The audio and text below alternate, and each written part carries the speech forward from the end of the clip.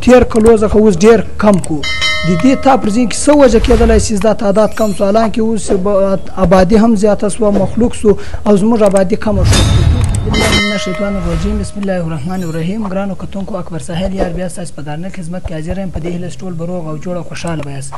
ګرانو کتونکو، نن راسره موجوده دی د پاکستان تحریک انصاف سینیر رهنما او سابق ډیپټي سپیکر جناب سردار بابر مسکیل صاحب. تاین نو سره ټیم راکولو جهنمنان. السلام علیکم. وعلیکم سلام. سردار صاحب، تر ټولو اول که دا راته ووایئ، په ملک پاکستان کې دا ټیم تر 1.5 زیات سیاسي پارټیانې دي او دا ټولو ته چې موږ وګورو هغه یو طرف ته هغو باندې هیڅ قسم اسټبلیشمنټ لخوا د حکومت لخوا یوه پابندي شی نشته. یوازې پاکستان تحریک انصاف ته چې دوی ته الیکشن په دفترانو او دغه رنګه پر سیاسي د انتخابي مهم کمپین باندې پر هر شي باندې دوی پابندي دي. د دې څه وجه کېدلی شه؟ تر خپلې وینا له مخه ساحل خان، ستا او ستا د ټیم زه شکریه ادا کوم. لکه تاسې وویل، په ملک کې د انتخابات یو سلسله روانه د مختلفو پارټیانو حصه کې اخیستې ده او موږ ته هم مشکلات ول تر ټیمه پورې، تر څه ټیمه پورې الیکشن کمیشن اف پاکستان او سپریم کورټ زموږ د بلې نښان له موږه ځان نه وی اخیستی او د نښان په اخیستنګ کې خو ته خبر یې چې موږ ته ډېر زیات مشکلات د پی ډي ایم پارټیانو له طرفه هم راته جوړ ول او له سپریم کورټ زموږ یو هیله وله د انصاف هغه فیصله هم زموږ په حق کې نه راغله او له هغه بعد چې و موږ ته نښانونه نه دي میلاو سوي په ازاد حیثیت باندې موږ میدان ته راوتلي یو خو د تحریک انصاف د پارټۍ پر بنیاد باندې، خو موږ ته د پارټۍ نښان نسو میلاو. هیز آزاد چې موږ راوتلي یو، موږ ته داسې مشکلات نه دي پیښ سوي، نه په جلسې کې، نه په کمپین کې، نه په جلوس کې چې له چا سره موږ رابطه کړې ده. زموږ ملګرو چیرې پروګرامونه جوړ کړي دي، لیا بینرز دي، لیا مطلب کې وال چاکینګ دی، لیا جنډې لګونګ دي.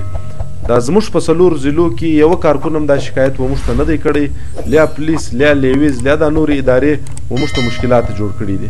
نو موږ دا یایو چې څه سوي دي هغه خو وسول، پر مخ باندې به د پاکستان د بلوچستان د بهتر مستقبل لپاره موږ له دا عوامه دا خواست کوو چې دوی خپل همت را سره وکړي.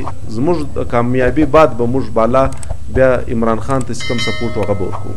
مننه. ته د هغه بعده که سردار صاحب د علاقې په حواله به سوالونه سره وکړو چې یقینا هم بلوچستان د پاکستان و نورو صوبو ته چې وګورې، بلوچستان یوه ډېره پاته صوبه ده، که هغه د ترقي په حواله سي، که هغه د معیشت په حواله سي، پر هر حواله باندې دوی پاته ده او له دې ځایه چې موږ وګورو له دې ځایه چې کوم قدرتي معدنیات چې دا د پاکستان و هرې ضلعې ته ځي، لکه ګیس راواخه، دا د پاکستان ایر موږ ته دا اجازه راکړې ده چې د کومې علاقې قدرتي ذخایر چې هغه به پر هغې علاقې استعمالیږي، کله چې دا زیات شو بیا دوی بلې علاقې ته ځي.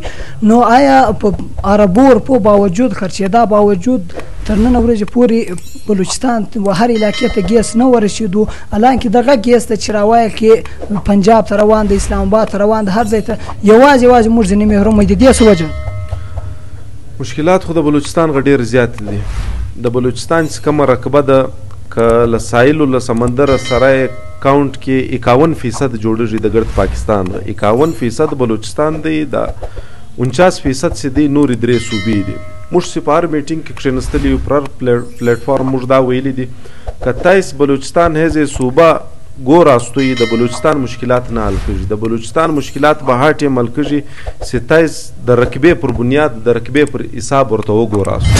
اوله مین وجه دا ده. دومه وجه دا ده بیا چې زه هر ځای کښېنستلی یم له مختلفو خلکو سره چې تر څه ټیمه پورې د بلوچستان سیکورټي حالات نه و بهتر رسوي، تر هغه ټیمه پورې موږ په دا صوبه کې پر خپل وسایل باندې نه خوند اخیستلی سو، نه یې په خپل استعمال کې په هغه رنګ راوستلی سو.